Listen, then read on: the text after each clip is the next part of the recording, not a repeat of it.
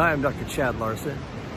Just half a block away or so from my office, so it's never a bad idea to come down to the beach. Hopefully the sound of the ocean waves breaking in the background is not too disturbing, but it's always kind of peaceful for me. But yeah, so usually I do a video on like latest research that I've read, something interesting that I thought, you might find interesting. But this time I wanted to talk about a case that's relevant to fairly recent studies that I've kind of presented on in the recent past, which is it's a male patient, 43 years old, and he had a few main health concerns.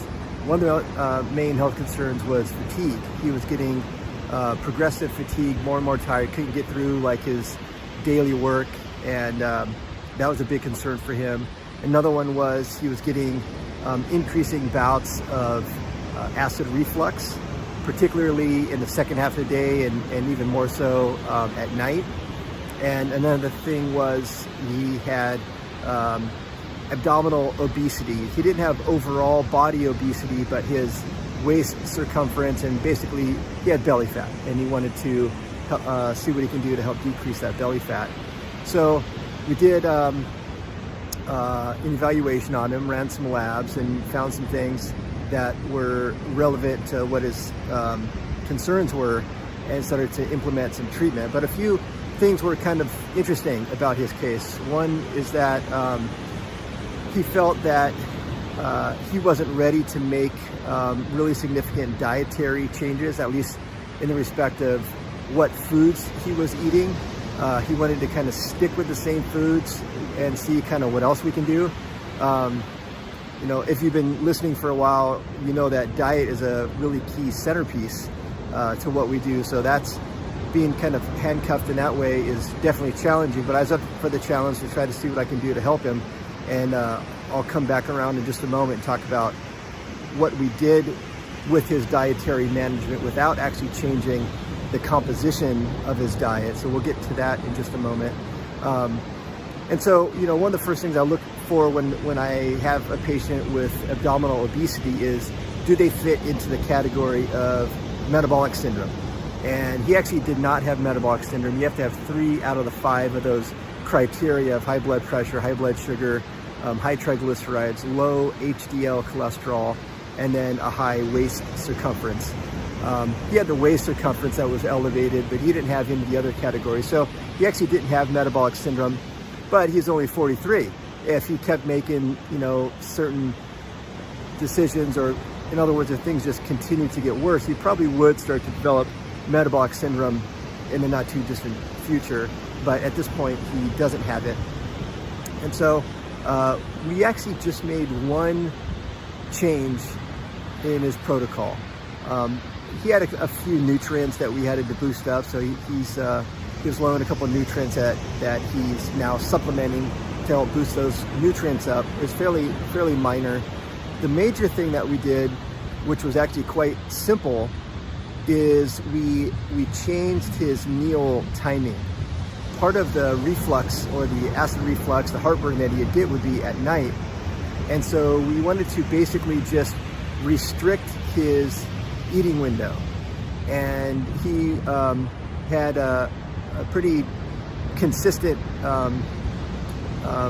activity of eating at night. He would eat after dinner, so he was eating pretty close into bedtime, and that left food in his stomach, and that certainly contributed to the reflux. Maybe not the whole cause, but it did contribute to the reflux. And so what we did is we prescribed no food or beverage except water 2 to 3 hours before bedtime. And then we wanted to increase his overnight fast by at least 12 hours and work up to 14 hours. And so that's all we did. So we gave him what we call a TRE, a time-restricted eating window. And his time-restricted eating window was we tried to get him to stop eating at 8 p.m. And so his first meal of the day is somewhere between 8 a.m. and 10 a.m. So that gives an overnight fast of 12 to 14 hours, and then a time-restricted eating window of of 10 to 12 hours. And so he was okay with doing this, and I said, you don't have to change anything in your diet. There's no like dietary food composition that we're going to change. We're just going to change the eating window. You're going to eat between 10 to 12 hours of the day and have an overnight fast of 12 to 14 hours. So that's it. That's all that we did. And he was willing to be compliant with that, which he was. He stopped eating 2 to 3 hours before bedtime. He'd eat up till about 7:30 or 8. He wouldn't go to bed till about 11. He'd get a good night's sleep of at least 7 hours, 7.5 hours of sleep. And then he could have his first meal 12 to 14 hours later, and then eat the same foods that he would typically eat, just within a compressed eating window. And so what I theorized, unfortunately it turned out to be accurate, that with this food that was in his stomach at night, his body felt the need to, digest that food. And as it was digesting the food, it didn't really, I think, allow him to get into some of the deeper stages of sleep. And we're not going to get into those deeper stages of regenerative and reparative sleep, then guess what? You're going to be tired the next day. So that symptom of fatigue was one of the first things to really start to improve. He noticed that he had more energy, he had more kind of mental and physical endurance during the day. And so that was one of the first things to improve. And frankly, it's just because he's getting better quality sleep. The quantity of the sleep didn't really change that much. He was getting the same amount of hours as before, but the depth and I think quality of the sleep changed to where he was able to have better energy during the day because he had more reparative sleep at night. The second thing to go away was the heartburn. I think the heartburn, at least in part, probably large part, was that he was eating too late relative to sleep.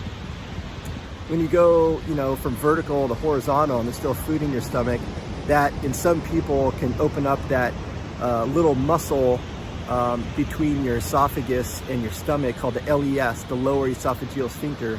That will open up, and this sort of gaseous acid kind of comes up from the stomach into the esophagus, and that's what leads to that discomfort of acid reflux and heartburn.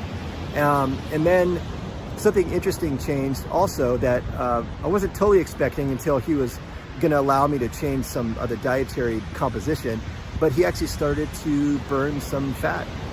And I think this started to happen because he just had a lower overall daily release of insulin. If you're eating up until 10:30 at night and your first meal is 7 in the morning, like you have insulin that's being released all day long. And as you know from past episodes, insulin is one of the gatekeepers of, are you burning fat or are you storing fat? So if it's elevated, he's going to be more in a fat storage mode, and particularly that sort of dangerous visceral adipose tissue, that belly fat. So I think that's one reason why that started to change. But then also something else interesting happened. His diet changed what I would just call spontaneously. He didn't make an effort necessarily. I didn't prescribe any dietary changes, but he noticed that he had lower cravings for carbohydrates and sugary, sweet kind of stuff. So I think this probably happened because as his body started burning some fat for fuel, the brain was like, okay, we kind of have what we need. We don't need to send you all those food cravings for quick burning sugars and things. So that started to just kind of change spontaneously, which is a little bit unexpected, but a nice kind of surprise and effect that it had on his body. So, sometimes cases are good to share. Hopefully that's kind of interesting to you and you learned something from that. It's kind of a cool case. We're still working on some things. Hopefully he'll let me change some things in his dietary composition, and I think we could kind of double down on the improvements that he's having. So a little food for thought. Hope you enjoyed it. I will keep reading the studies and bring you the information. Until then, keep it real.